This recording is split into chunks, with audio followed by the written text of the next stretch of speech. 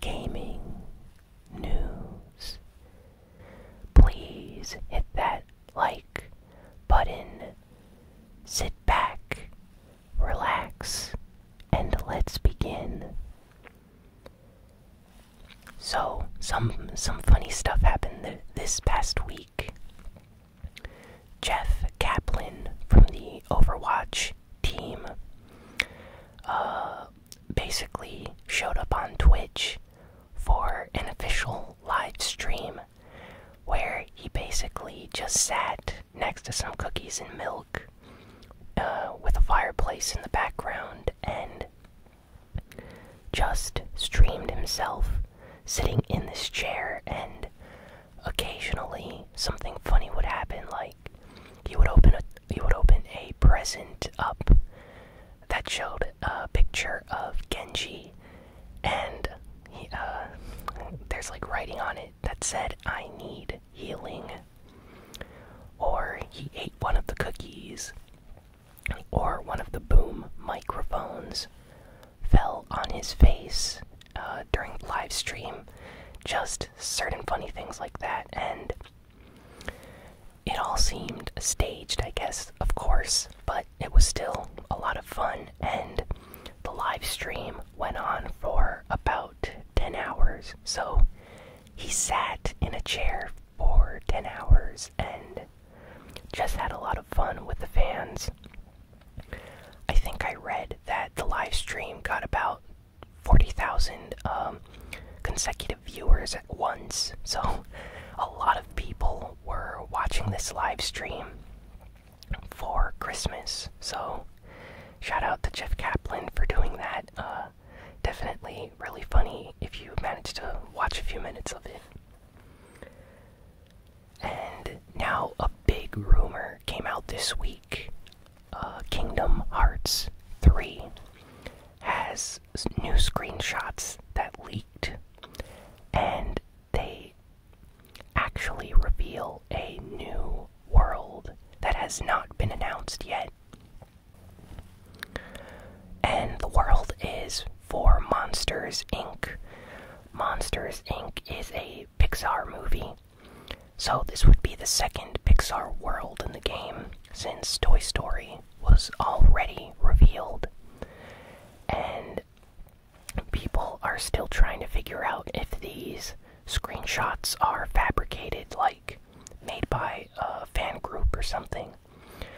But apparently they leaked on this FTP server, and people grabbed it from there before it was deleted, and then posted it on some chat rooms for Kingdom Hearts fan sites, and then from there those people posted it to the rest of the internet. So not sure if these screenshots are real, but if Monsters Inc. is indeed in fact going to be in Kingdom Hearts 3, that's going to be very interesting. So yeah, I'd actually really like to see a Monsters Inc. world, so I hope this leak turns out to be real, and yeah, we get to play with Mike and Sully from Monsters Inc., and honestly, I'm sure it's going to be a lot of fun.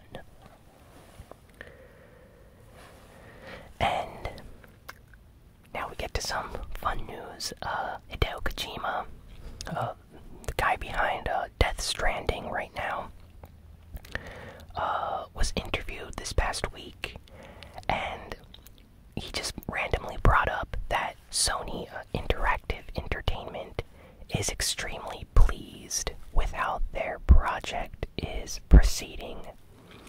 So, Death Stranding is on track, and it's actually moving forward very fast. So fast, in fact, that Sony is surprised. Like Hideo Kojima actually said, they were surprised at the pace that the development is going, and they're very pleased and are going to make an announcement very, very soon. So that means that Sony, for the first time ever, is actually surprised that one of the developers that they've hired to make a game for their system is actually on track.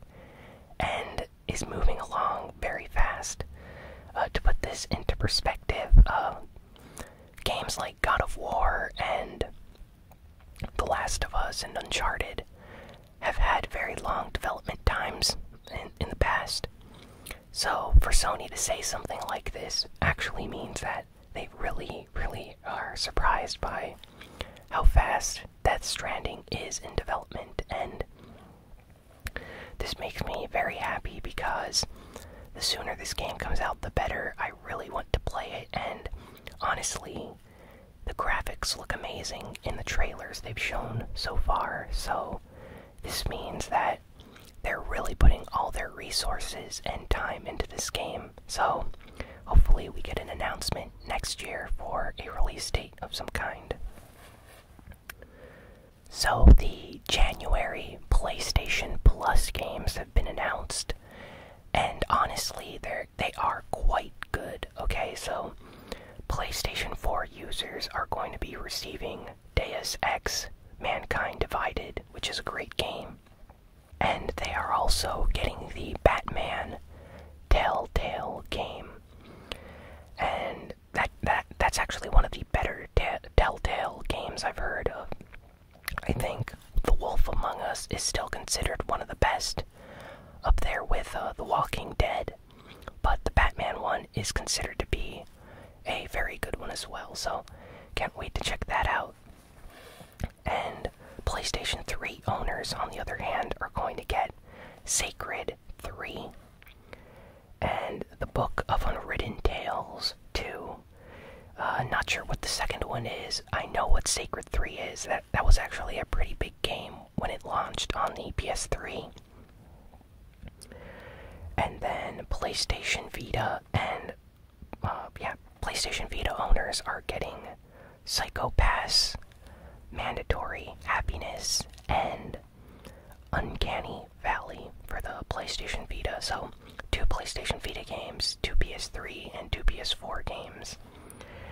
And actually, the 2 PlayStation Vita games are also cross-buy with the PlayStation 4. So you're essentially getting 4 PlayStation 4 games.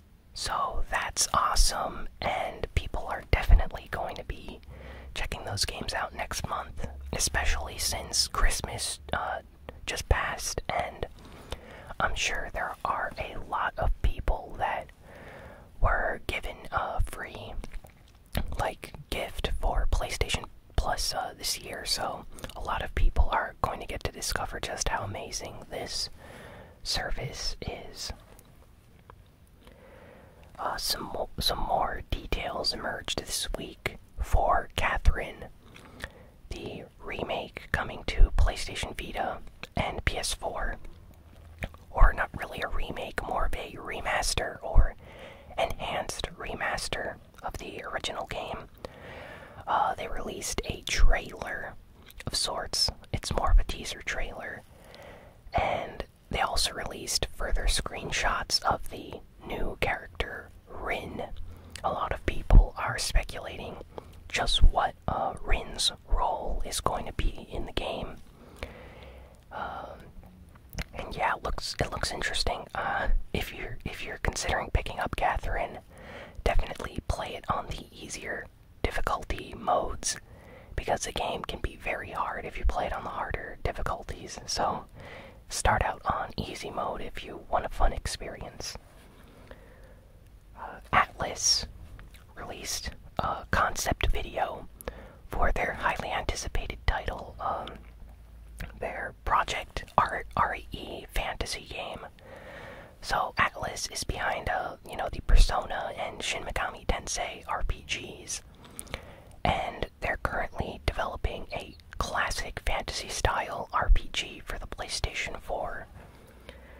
And they released a concept teaser trailer video just showing off certain character classes and things that are apparently going to be in the game. And yeah, it looks really nice. They didn't show any gameplay, of course. It's still very early in development, but I'm curious to see just what the finished project is going to look like. I love Atlas games, so a fantasy RPG is definitely going to be something that I'm going to buy on launch day. And Atlas also released 2 brand new trailers for their Persona 5 dancing game and their Persona 3 dancing game. So in the past, they made a Persona 4 dancing game for the PlayStation Vita that actually sold very well, and the game was kind of fun. I had some issues with the gameplay. I play a lot of rhythm games, so I know what to expect quality-wise. And let's just say that Dancing All Night on the PlayStation Vita had a lot of flaws in the gameplay that I could, point out. So I was hoping that they'd remake the gameplay system, but judging by the trailers for this Persona 5 and 3 dancing game, they are using the exact same gameplay system for the rhythm features in the game. And yeah, that's actually kind of disappointing.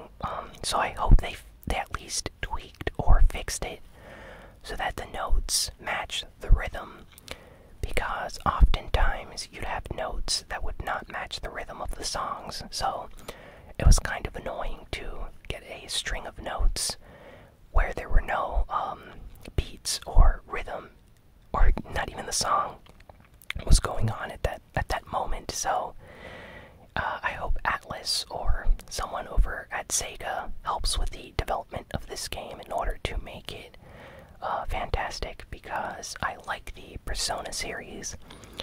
I'm just a little skeptical on the direction they're heading with their rhythm games. So, Platinum Games is currently working on a brand new project. They're working on a Grand Blue game. It's called Grand Blue Fantasy. And Nico Nico had a live stream. Nico Nico is a Japanese, I'd say, YouTube type service, but it's mostly used by anime and gaming fans. So it's a smaller community than YouTube, but it's still a very big site. So on Nico Nico, they had a live stream and they showed off some new gameplay footage of the game. And it has that Platinum Games feel to it. The combat is very fast-paced, fluid combat. The gameplay looks great. So if you're a fan of the Grand Blue series, or you just like Platinum Games, you should definitely check this out. I think it looks interesting. The combat looks like a lot of fun, so I might consider picking this up when it releases. There currently is no release date for the West. I don't think Japan even has a release date yet, so probably late next year we should get some information, hopefully. So be on the lookout for more news regarding that game. And Level 5. Level 5 is going to be celebrating its 20th anniversary very soon. And Level 5 are amazing developers. Some of the games they've made in the past are Ni no Kuni, Dark Cloud 1 and 2, Rogue Galaxy, just to name a few. So they have a history of making great RPGs, and they've been involved in a lot of other games like the Yokai Watch games for the Nintendo 3DS were created by them. So yeah, they've been involved with a lot of projects over the years, and they released a statement saying that they want to release a big major title to commemorate their 20th anniversary. So a lot of people are speculating that this could possibly mean a brand new Dark Cloud game or Rogue Galaxy game. Or maybe they're bringing back one of their older series and remastering it for modern consoles. So still not sure what they're going to do, but I'm looking forward developers, and they make just amazing games that are a lot of fun to play. So I can't wait to see what they have in store for their 20th anniversary. Let's see, what else do we have here? The developers behind the Bravely Default series posted a Christmas piece of artwork on their official Twitter this week, featuring Idea, one of the characters from the Bravely Default series, holding the Nintendo Switch Joy-Cons, and in the background there's like a stocking with a Nintendo Switch in it, so that's really nice. The Bravely Default games were fantastic RPGs on the Nintendo 3DS. I really enjoyed the first game, the second one not so much, but I'm hoping this means that they kind of teased a new Bravely Default game for the Nintendo Switch, so that would be fantastic if they're considering releasing a new Bravely Default game on the Switch in the future. So, some disappointing news this week. Nintendo has decided to cancel their plans of releasing a 64GB Nintendo Switch cartridges for developers until late next year or the following year, so early 2019. And the reason for this is apparently developers are still not using the 32GB Nintendo Switch cartridges because they are too expensive, and Nintendo just decided to cancel the 64GB ones for the near future. Now, starting in 2019, they will be releasing them, so developers will have even more space on the Switch cartridges for their games. But as of right now and for the next year, 32GB is going to be the max cartridge space that you can buy, which is kind of disappointing considering a lot of the PlayStation 4 and Xbox One games are about 50 or 60GB in size after they install. So I really hope Nintendo maybe makes some changes to this in the future. I know one of the reasons they are doing this is because developers are refusing to use the larger sizes, even the 32GB cartridge, simply because the costs are slightly more expensive. And instead, they're doing what Capcom is doing and Rockstar. If any of you purchased LA Noire on the Nintendo Switch, you have to download like an additional 16GB of download data in order to play the game. And Resident Evil Collection on the Nintendo Switch does not have a physical copy of Resident Evil Revelations 2, so it requires that you download it even if you own the cartridge. So stuff like that is kind of disappointing. I don't really like it when developers do stuff like this to cut corners. So I hope they start using the larger Nintendo cartridges in the future, and this way Nintendo can then release the 64GB cartridge, and we don't have to worry about cartridge space issues anymore. So, Nintendo CEO Tatsumi Kimishima basically came out and said this week that he wants the Nintendo Switch to sell 20 million units in 2018. So, it currently has sold about 17 million units worldwide, I think, which is, fantastic for the first year. And for the next fiscal year, he's already estimating and forecasting that it's going to sell 20 million units. So, if he actually does manage to pull that off, hats off to Nintendo, because selling that many units in 1 year is something that even Sony had a hard time doing with the PlayStation 4. I can't wait to see just how many people are going to buy the Nintendo Nintendo Switch. So yeah, definitely happy with the progress they're making, and glad to see that it's such a big success for Nintendo. And speaking of the Nintendo Switch, some disappointing news came out this week. Hackers managed to use some of the new source code and data within the Nintendo Switch after the recent update. And apparently, remember a few weeks ago I mentioned that the Nintendo Switch had a hidden Easter egg tribute to Satoru Iwata. Well, apparently they completely removed all references of that from the code, so you are no longer able to access the golf minigame inside the Nintendo Switch menu by doing the Satoru Iwata hand gestures. So that's very disappointing, but it also means that maybe a lot of people at Nintendo did not know or approve of this being put into the system, and it was done by coders or people in the development team as an Easter egg or something that only they knew of. So it would make sense that if Nintendo, CEOs or anyone did not want this in there, they probably requested it to be removed. So it makes sense if it wasn't made unanimously by the development team or something, if it was put in there as a hidden Easter egg by just one person.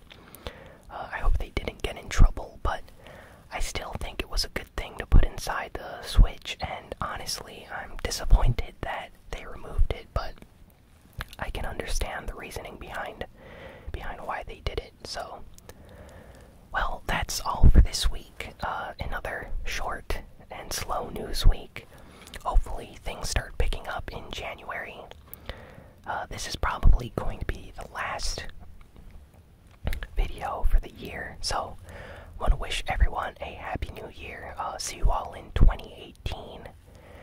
And it doesn't seem like we're going to reach 2,000 subscribers by 2018, but by the look of things, possibly by the end of January, we will have 2,000 subscribers, so probably going to do something special for that.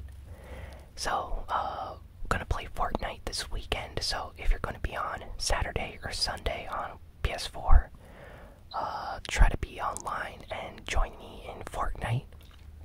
I'm going to be recording and playing some videos for the channel, so if you want to join, just send me a friend request on PSN at ASMRGamingNews. And thanks again for watching this video or listening to it. Please be sure to like, comment, share, and subscribe. Follow me on Twitch at ASMRGamingNews, and thanks again for watching, and I will see you all next time. So long,